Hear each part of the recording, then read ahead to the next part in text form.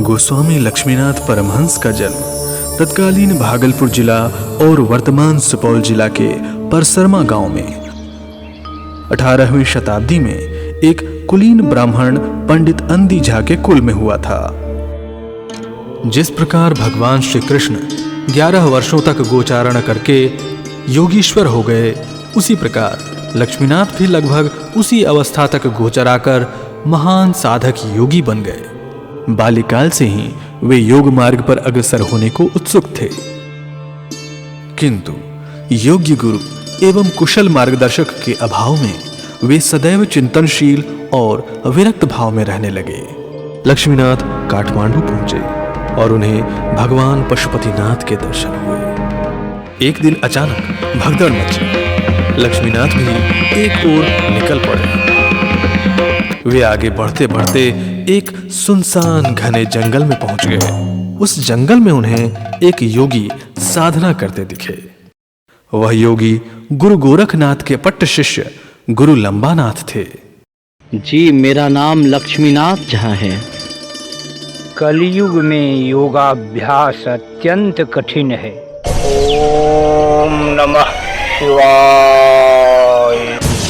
आंख खोलने से पूर्व ही लक्ष्मीनाथ अपने अभीष्ट स्थान तक पहुंच चुके थे।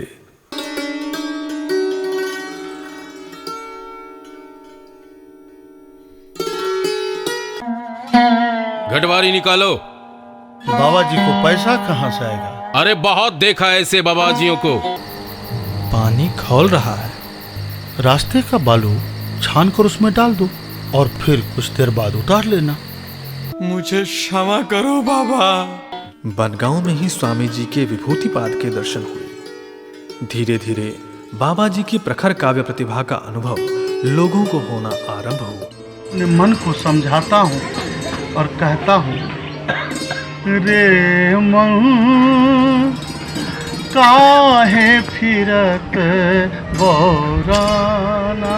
योग शक्ति द्वारा गोस्वामी लक्ष्मीनाथ ने अपनी आसन्न मृत्यु की आहट को जान लिया था। मिथिला में वन।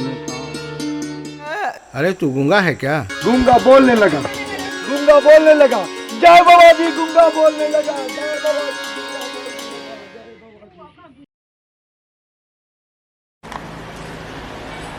संत लक्ष्मीनाथ गोसाई पर एक वृत्त चित्र आबि रहल अछि, लगभग 1 घंटा के।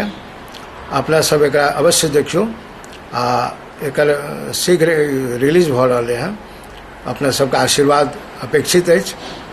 एकर प्रोत्साहन करै लेल लहर मैथिली मीडिया पर से प्रोत्साहन भऽ रहल है, एकर प्रमोशन भऽ रहल है। अपना सब जरूर लहर मैथिली मीडिया के देखियो आ अपन आशीष दियौ।